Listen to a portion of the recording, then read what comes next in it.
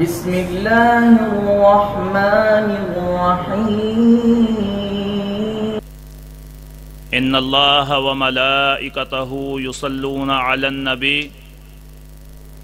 یا ایہا الذین آمنوا صلوا علیہ وسلموا تسلیما۔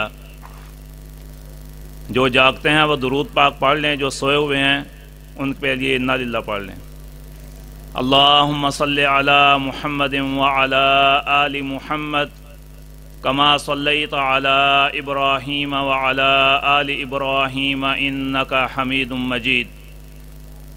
اللہم بارک علی محمد وعلی آل محمد کما بارکت علی ابراہیم وعلی آل ابراہیم انک حمید مجید۔ رب اشرح لی صدری ویسر لی امری واحلل عقدۃ من لسانی یفقہوا قولی۔ اللہم انفعنا بما علمتنا وعلمنا ما ينفعنا وزدنا علما۔ اما بعد فإن أحسن الكلام كتاب الله وأحسن الحدي هدي محمد صلى الله تعالى عليه وآله وسلم، وشر الأمور محدثاتها وكل محدثة بدعة وكل بدعة ضلالة وكل ضلالة في النار۔ أما بعد فأعوذ بالله السميع العليم من الشيطان الرجيم۔ يا أيها الذين آمنوا اتقوا الله حق تقاته ولا تموتن إلا وأنتم مسلمون، واعتصموا بحبل الله جميعا ولا تفرقوا، واذكروا نعمة الله عليكم إذ كنتم أعداء فألف بين قلوبكم فأصبحتم بنعمته إخوانا، وكنتم على شفا حفرة من النار فأنقذكم منها، كذلك يبين الله لكم آياته لعلكم تهتدون۔ ہر طرح کی حمد و ثنا اللہ سبحانہ و تعالی کے لیے، لا تعداد انگنت بے شمار درود و سلام نبی آخر الزمان، رحمت کائنات، فخر موجودات، پیغمبر خدا جناب محمد الرسول اللہ صلی اللہ تعالی علیہ وآلہ وسلم کی ذات اقدس پہ۔ برادران اسلام اور میری نہایتی مکرم محترم ماؤں بہنوں بیٹیوں، السلام علیکم ورحمۃ اللہ وبرکاتہ۔ میں انگلش اسلام نہیں کیا؟ السلام علیکم ورحمۃ اللہ وبرکاتہ۔ سب سے پہلے میں جناب چودھری محمد اشرف صاحب جو مانچسٹر برطانیہ سے ہی تشریف لائے ہیں، ان کا شکر گزار ہوں کہ انہوں نے مجھ ناچیز کو دعوت دی اور اس قابل سمجھا کہ آپ حضرات کے ساتھ ملاقات ہو جائے۔ جناب مفکر اسلام، خطیب پاکستان جناب سید سبطین حسین شاہ صاحب نقوی حفظہ اللہ تعالی کی موجودگی میں، بلکہ سرگودا کی پوری جماعت پیچھے میرے بیٹھی ہے، ان کی موجودگی میں آپ کے سامنے ہم کلام ہونا میرے لیے اعزاز کی بات ہے۔ اس مسجد کے امام اور خطیب، انہوں نے میرا تعارف کروایا، میری پروموشن کر دی۔ میں جمعیت اہل حدیث برطانیہ کا امیر نہیں ہوں، جنرل سیکرٹری ہوں، ناظم اعلیٰ ہوں۔ آج میں کوئی خطاب کرنے کے لیے حاضر نہیں ہوا تھا،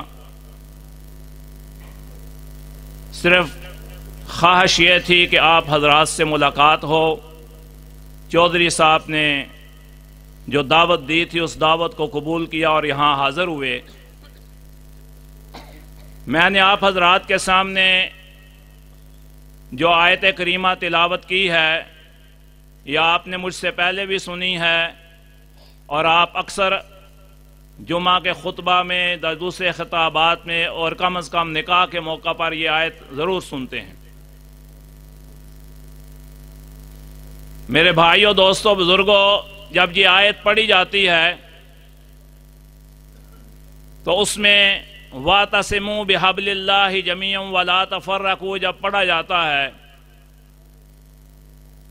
تو سامعین کو یہ بات سمجھ آ جاتی ہے کہ آج فرقہ پرستی پہ بات ہوگی، لیکن فرقہ پرستی پہ مجھ سے پہلے کافی بات ہو گئی۔ میں نے فرقہ پرستی پہ بات نہیں کرنی۔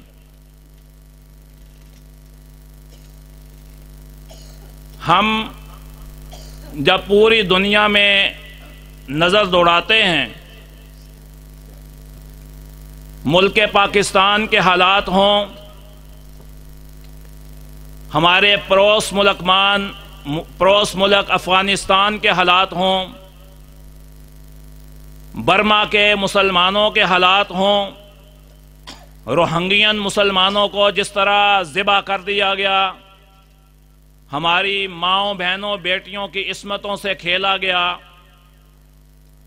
کشمیر کے مسلمانوں کے حالات ہوں جہاں 80 سے زائد دن ہو چکے ہیں، وہ کرفیو کی زندگی گزار رہے ہیں، اور ہماری ماؤں بہنوں بیٹیوں کی عصمتوں سے کھیلا جاتا ہے، نہتے کشمیریوں کو ربڑ کی گولیاں مار کر اندھا کر دیا جاتا ہے، کئی دنوں سے ان کو کھانے پینے کی کوئی چیز میسر نہیں آ رہی۔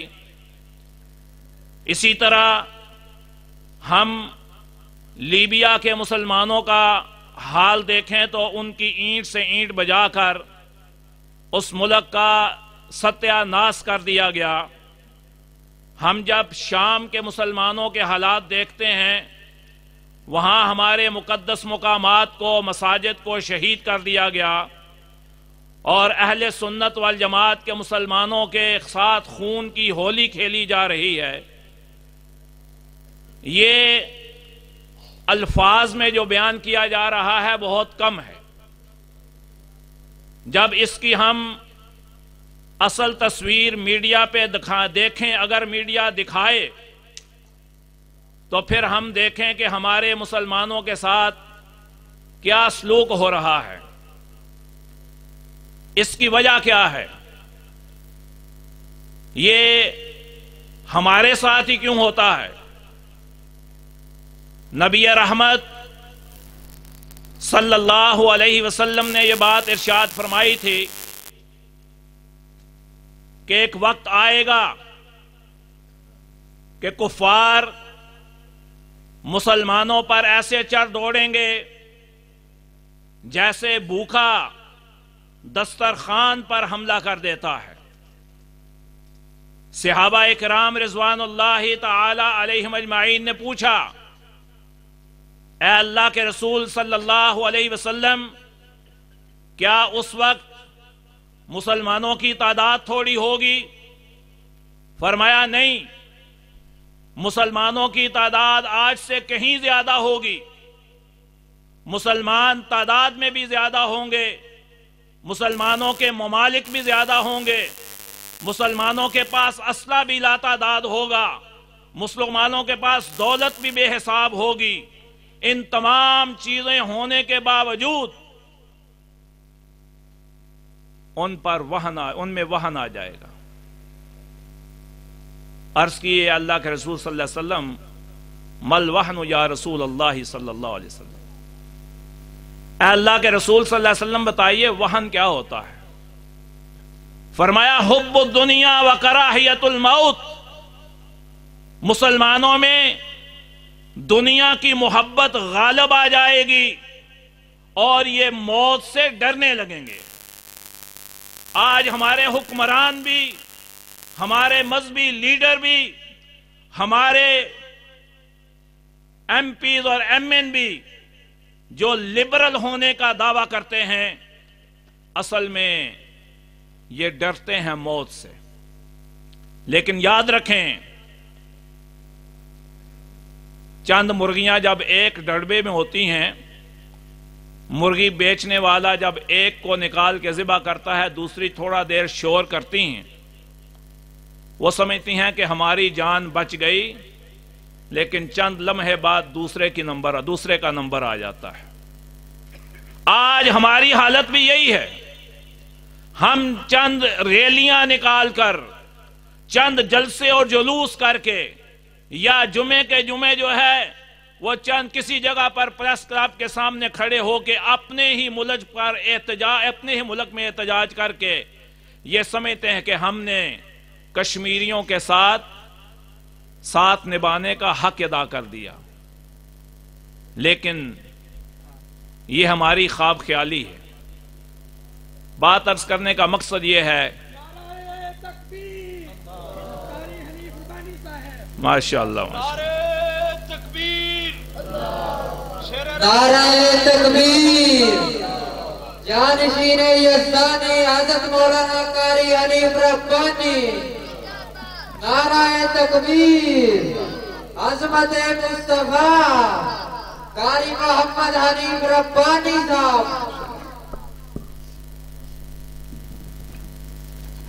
ماشاءاللہ، اہلاً سہلاً۔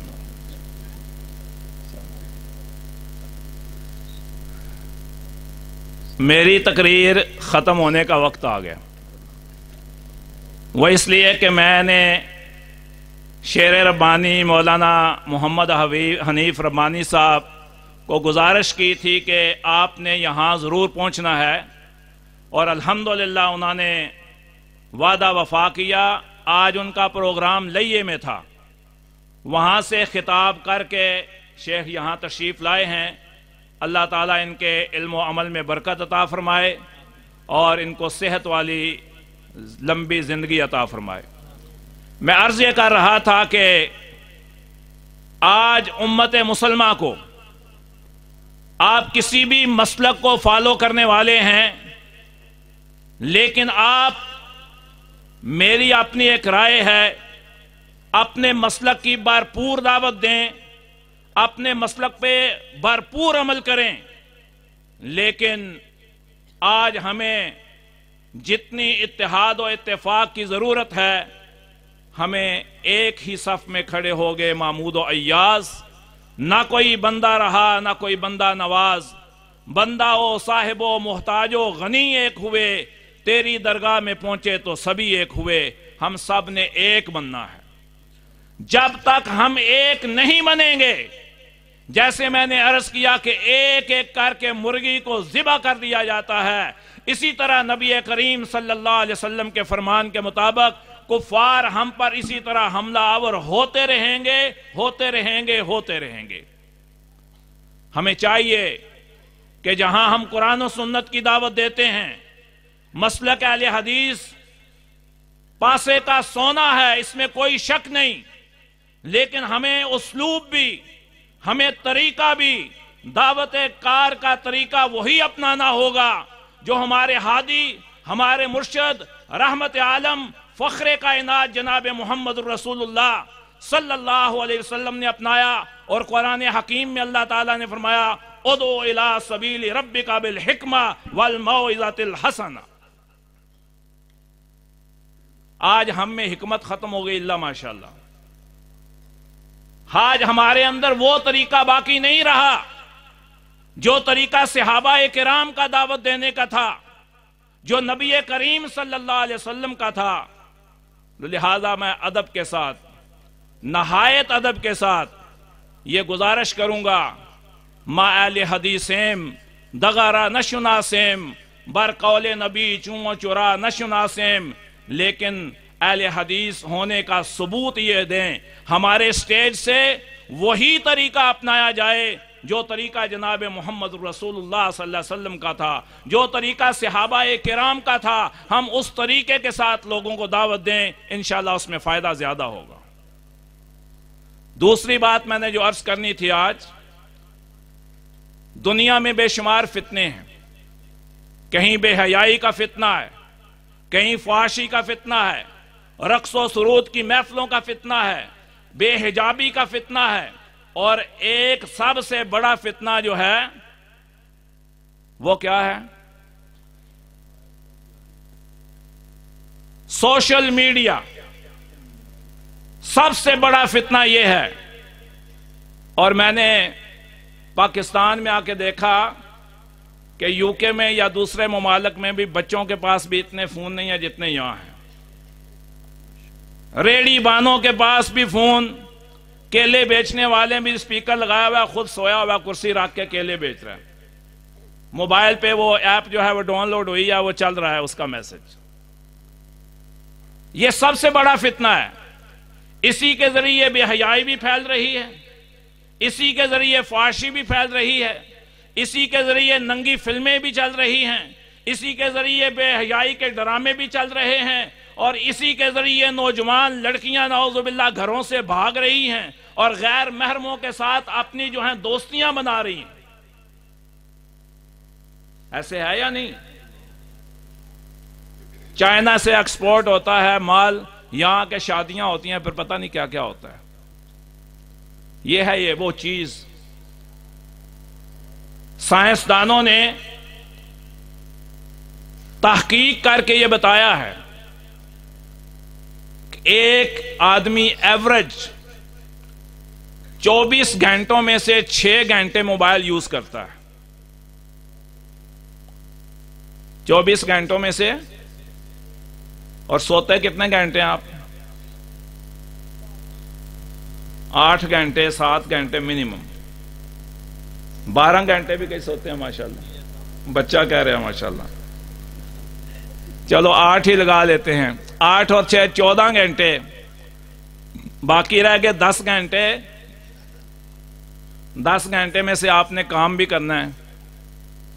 منیمم ایک ایوریج یہ ہے کہ ایک آدمی 8 گھنٹے کام کرتا ہے، باقی 2 گھنٹے بچے، اس 2 گھنٹے میں اس نے 5 نمازیں بھی پڑھنی ہے دن کی، کہ وہ نہیں پڑھنی۔ دیکھنے میں یہ آیا ہے کہ جب آپ موبائل پہ گیم کھیل رہے ہیں، اذان ہو جاتی ہے تو بندہ کہتا ہے اچھا کوئی بات نہیں، یہ بس ختم کر لوں میں۔ ہمارے یو کے میں ایک ہمارے اسکالر ہیں وسیم خان صاحب، انہوں نے اس پہ بہت بڑا ایک کمپیوٹر پروگرام بنایا ہے، انشاءاللہ زندگی رہی تو آپ کو یہاں بھیجیں گے، آپ اس مسجد میں بچوں کو دکھا سکتے ہیں کہ کہاں کہاں سے بچے خراب ہوتے ہیں اور کس اینگل سے جا کر موبائل استعمال ہوتا ہے، اور پھر بچوں کی جو ہے وہ ایک نسل جو ہے وہ تباہ ہو رہی ہے۔ یہ ایپس جو ہیں اس کے اندر اس طرح ڈیزائن کی جاتی ہیں کہ بچہ جو ہے، بچہ کیا بوڑھا بھی جوان بھی، جتنا جتنا اس کو زیادہ استعمال کرے گا وہ ایڈکٹڈ ہوتا چلا جائے گا، یعنی اس کے اندر اس کا نشہ پیدا ہوتا چلا جائے گا۔ جیسے افیون کا، چرس کا اور سگریٹ کا نشہ ہوتا ہے، اسی طرح یہ نشہ ہے، اور یہ نشہ اس سے زیادہ خطرناک ہے۔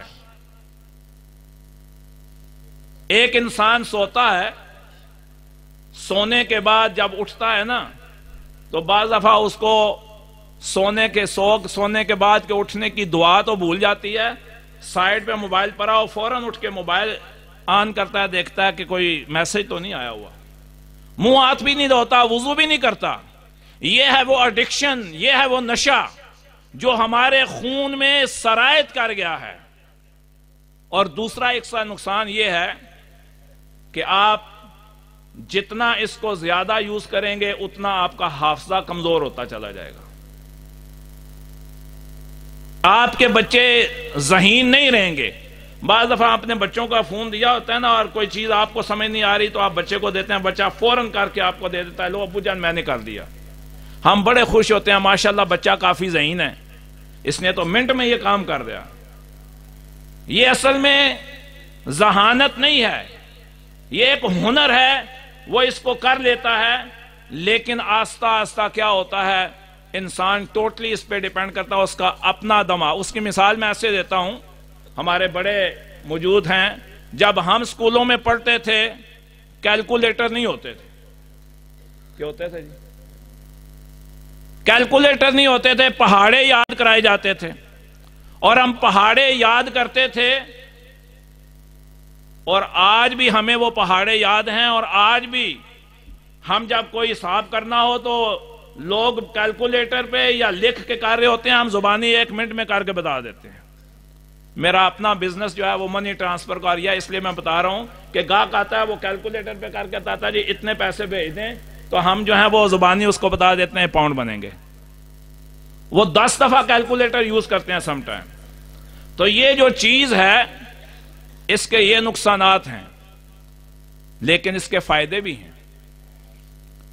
फायदे ये हैं, इसके ऊपर आप कुरान पाक की ऐप डाउनलोड कर सकते हैं, कुरान पाक की तिलावत सुने, अच्छे उलमा की तकारीर सुन सकते हैं, और फिर अच्छे मैसेज जो आए उनको आगे फॉरवर्ड कर सकते हैं। और एक ये भी आज बहुत खतरनाक चीज है कि बाज़ दफा कोई दीनी मैसेज आता है और उसके ऊपर लिखा होता है कि इसको आगे भेजें, 100 बंदों को भेजेंगे तो आपका ये काम हो जाएगा, 200 बंदों को भेजेंगे तो ये काम हो जाएगा, और बगैर तहकीक के हर बंदा ये अपना फर्ज मनसबी समझता है कि फौरन उसको फॉरवर्ड करता है। तो ऐसी बातों से हमें परहेज करना चाहिए। बातें बहुत हैं जो की जा सकती हैं, मुख्तसर ये है कि हमें सोशल मीडिया जो है इससे बचना है, इसको कैसे इस्तेमाल करना है। ये जो हमारे यहाँ इमाम और ख़तीब हैं, जितने हमारे स्कॉलर्स हैं, उनको ये चाहिए कि जब भी अपनी तकरीर करें इन चीज़ों का, जो इस्लाम और हालात हाज़रा का मौजू मुझे दिया गया था, उसमें यह हालात हाज़रा में सबसे बड़ी चीज़ ये है कि इस पे भी बात होनी चाहिए और बच्चों की तरबियत होनी चाहिए कि ऐसी चीज़ों से हमने कैसे बचना है या इनका इस्तेमाल हमने कैसे करना है। जो कुछ कहा है, जो कुछ आपने सुना है, अल्लाह ताला मुझे और आपको अमल की तौफीक अता फरमाए। अक़ूलु क़ौली हाज़ा अस्तग़फ़िरुल्लाह ली व लकुम व लिसाइरिल मुस्लिमीन व मा अलैना इल्लल बलाग।